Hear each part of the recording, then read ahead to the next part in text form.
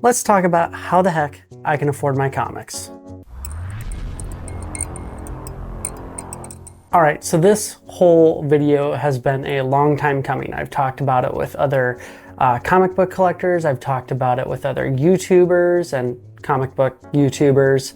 And I've actually talked about this quite a bit with my wife, who doesn't read any comics or anything like that, but I will say that she is amazing with budgeting.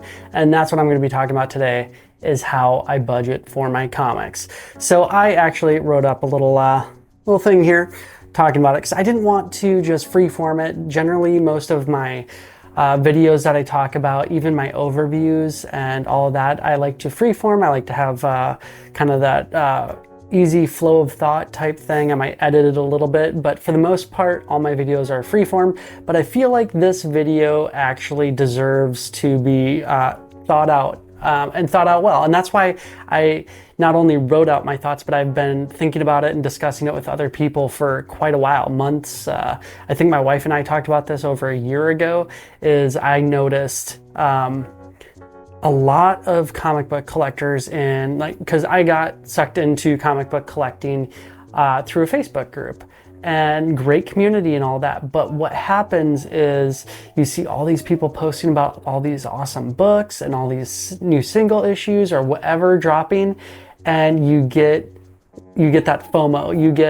You get jealous. You're trying to keep up with the other people, and you want to have those dopamine hits of posting those huge haul photos, or in my case with YouTube, wanting to make haul videos, which if you've watched my channel now lately, as of late, I've actually calmed down and toned back a lot of the haul videos.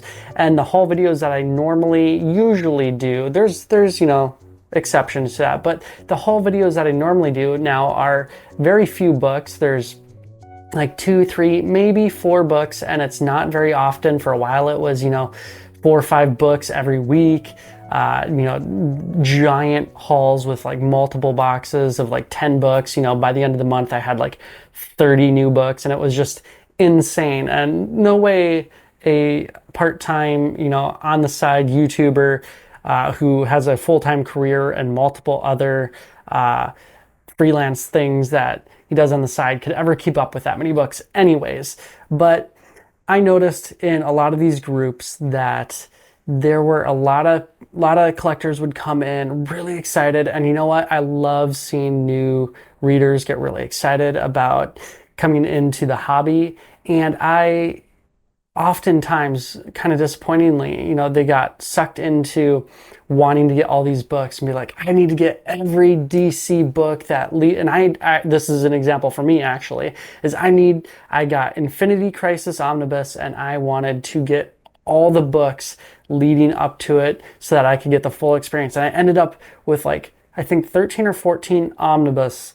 So I had all the Jeff Johns Green Lanterns, JLA, The Flash, all these books, Teen Titans that lead up to all this, because that's when I had asked what do I need to really enjoy and get the most out of Infinity Crisis? This one Omni that I got actually as a Christmas present, and that sucked me into getting 12 other Omnis, a bunch of other smaller hardcovers, and a few trade paperbacks. I'm by the time I got to it, I was like, man, this is a lot. It's overwhelming.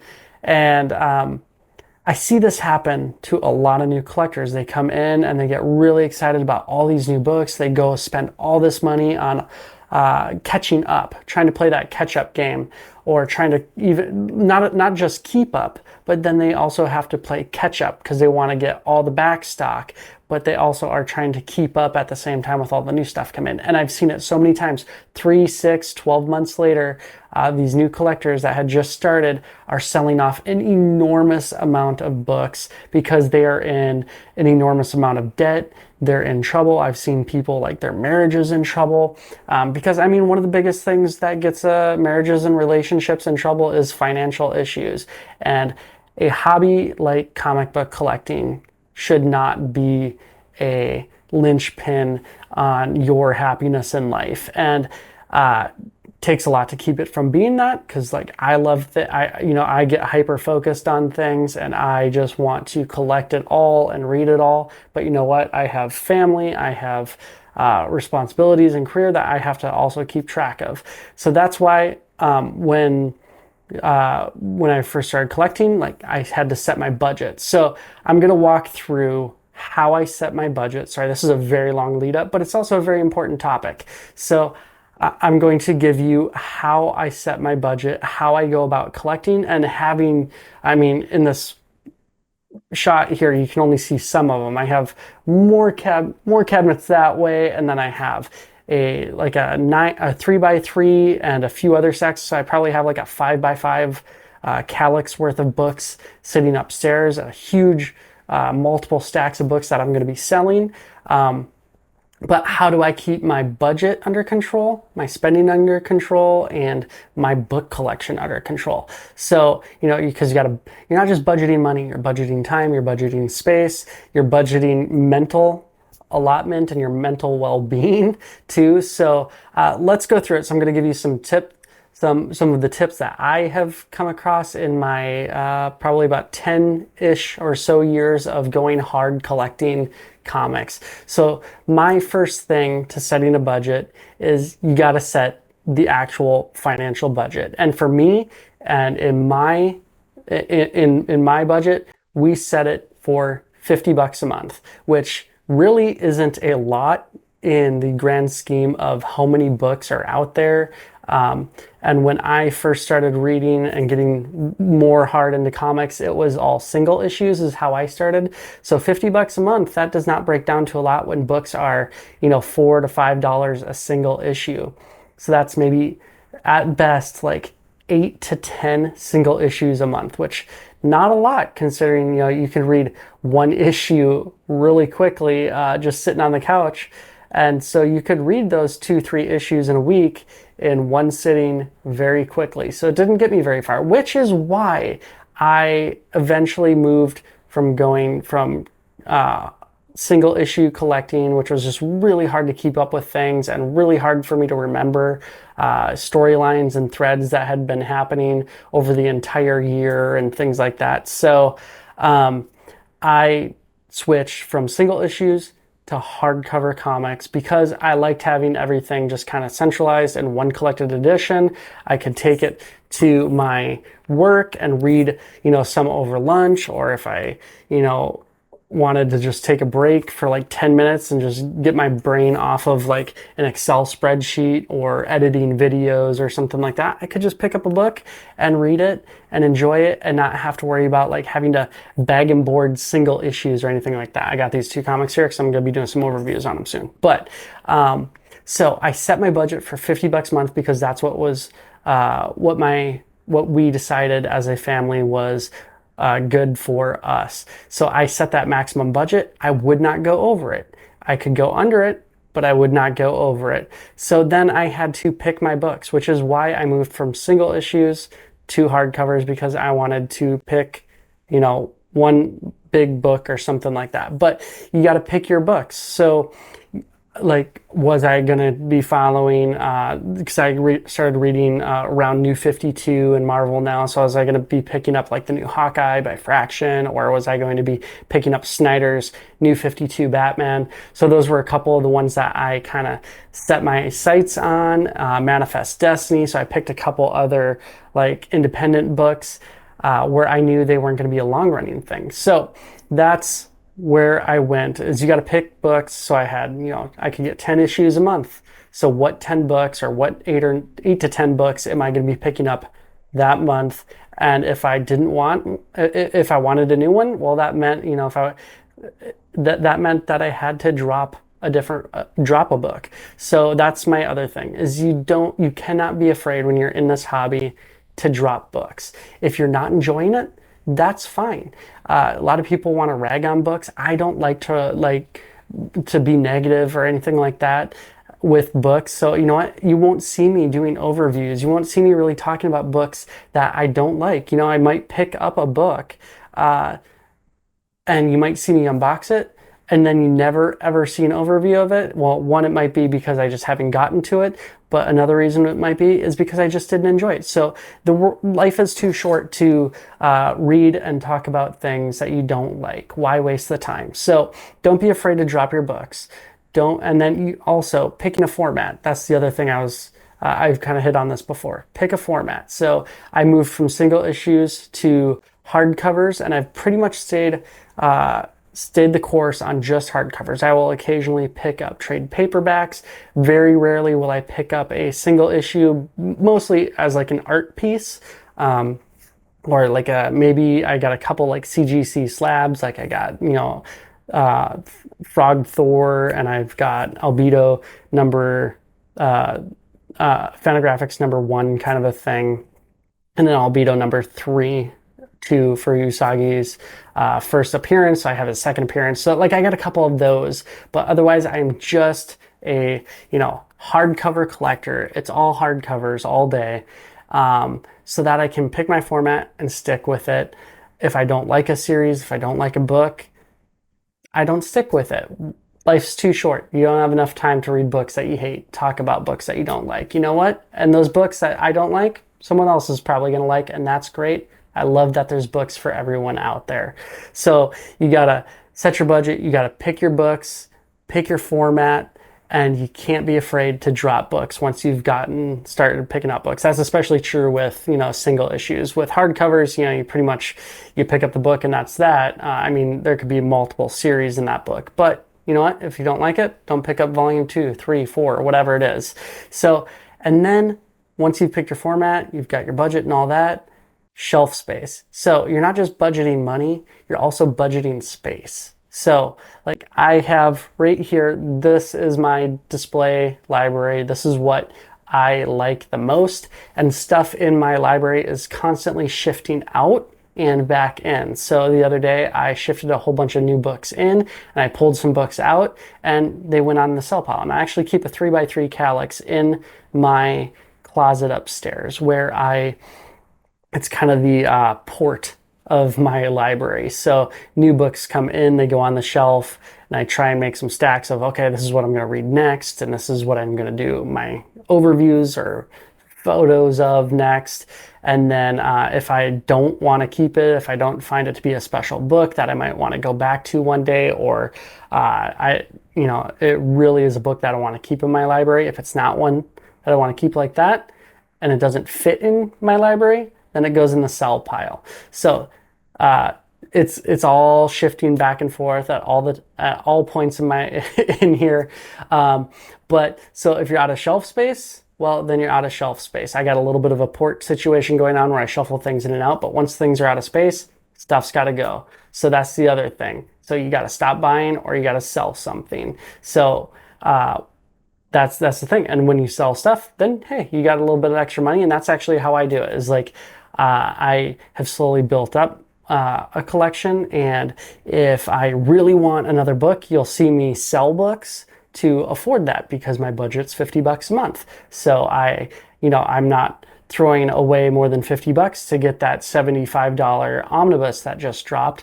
I might be throwing in that $50 and I'm selling off a book or two to help even that cost out. And then I end up with a new book that I like a lot more, hopefully. And if I don't, then it gets sold off. So if you're out of money, you stop buying. If you're out of space, you stop buying or you sell something. And same thing when you're out of money, you stop buying or you sell something, and you can kind of flip books back and forth. I'm not a huge advocate of like buying a whole bunch of a book that I think is going to be like out of print and go expensive. Some people do that, like speculating, and then they try and make the hobby pay for itself that way. More power to them. I personally do not have the time or the mental bandwidth to do all of that on top of everything else that I'd like to do. But I know a lot of people do that so that they can kind of make the hobby pay for itself, and more power to them if they're going to do that. So those are the main things that I do. I have that port situation where my money, my space, my time, what I can read, all of that is a factor in what I'm budgeting, all of that. So some of the extra advice that I like to give to people, one, when we're trying to keep up with other collectors and all of that, you can't look at what they're all doing. I do it myself all the time, and I have to catch myself, stop myself, and be like, that's them.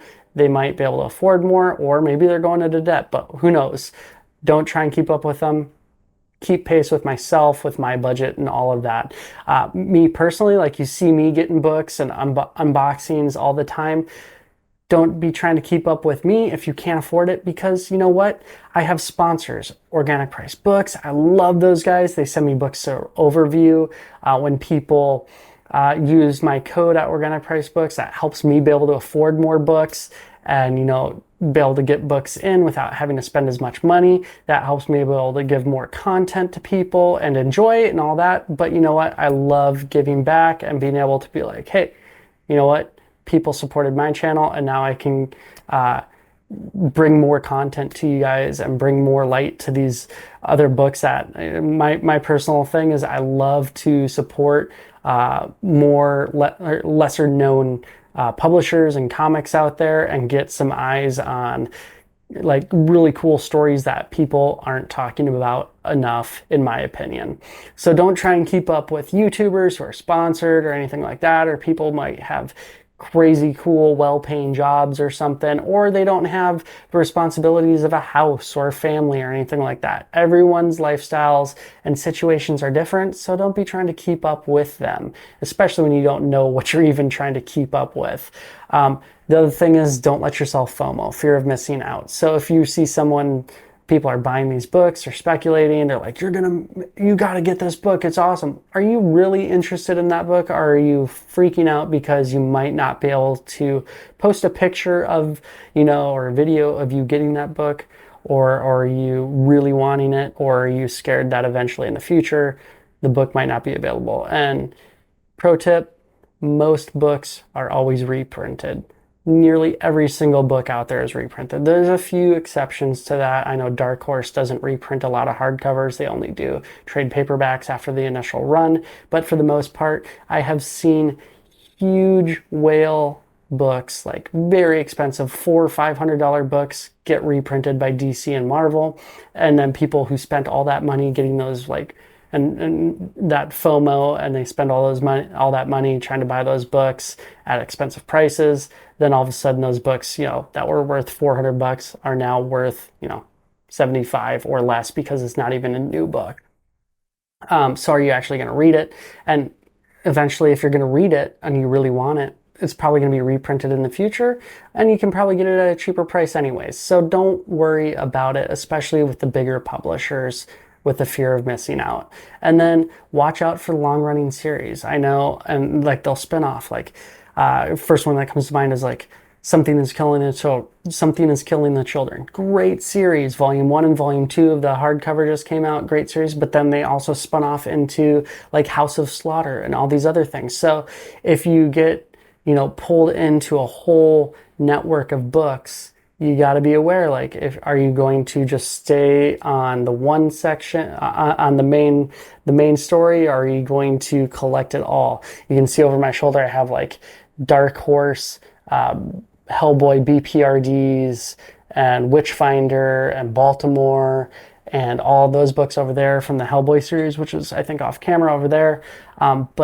So I've decided to make that, like, I'm going to collect all of Hellboy and BPRD, but that is a huge commitment. Maybe you just want to collect just the Hellboy stuff. That is way less of a commitment. So be careful about what you're actually going to be buying into and what you're actually going to collect, and realistic about what you can actually read in your lifetime. Because after you get a huge collection, are you actually going to be able to read that whole collection in your lifetime? And what is your family going to do with it after you're gone? Do they really care about it? And then this is the other thing.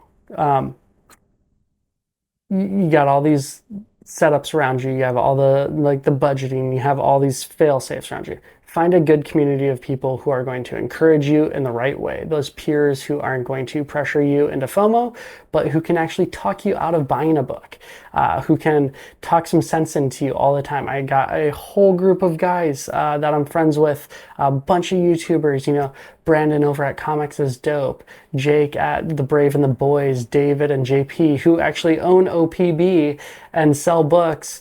Or, you know, you've got Chris from World's Finest. You got all these guys who do great stuff. Taylor from Taylor Talks Comics. They do great stuff, but they can also talk me out of spending way more money than I should be spending, and they can help me adjust my habits and also give me really great advice like, hey, I know you want to read this book, but is it really in the genre, the type of, is it really the type of book that you like, or are you like freaking out because, you know, Savage Avengers might not get reprinted ever again, so you gotta buy it, or something like that, or Marvel versus DC Omnibus, you know, is it ever gonna be reprinted again? Do you care about that, or are you just fearful that eventually one day you might want to buy it and then it's going to be crazy expensive or something? So find a group, find a great positive community that's going to help you and talk sense into you and that you can trust and they trust you. So that's basically it. But the big thing at the end of this is enjoy the hobby. Like, if you're not enjoying the hobby, it's okay to move on from the hobby. Take a break from the hobby. Comics are going to be here if and when you come back. So, like, these comics are always here. I can come back to them. I can stop buying. I can sell off stuff that I decided I don't want anymore, and I can sell it off, and I can come back to the hobby, or I can keep the stuff I like and I can eventually buy again later if I'm starting to feel it again. Or if I decide I'm not feeling it again years and years later, I can sell the rest off. But you know what? Comics are going to be here long into the future, hopefully, and they're going to be waiting for you when you get back. If you can't afford it, if you don't have the time, if you don't have the space, if you don't have the bandwidth, that's okay. You know what? If comics right now aren't your thing, that's okay. You can come back to it in the future. It is okay. So that's kind of what I want to talk about, is just setting up that budget. I know a lot of people get stuck in it. A lot of people get hung up on it. This is totally a different kind of video that I normally make.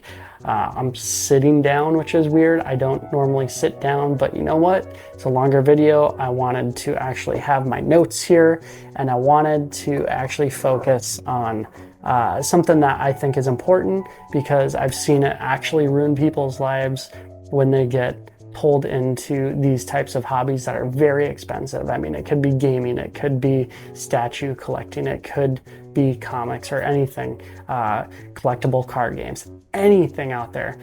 Just set that budget, not just financially set that budget, but set that budget with your space, your time, all of that. All right, that's it. Take care. Stay cool.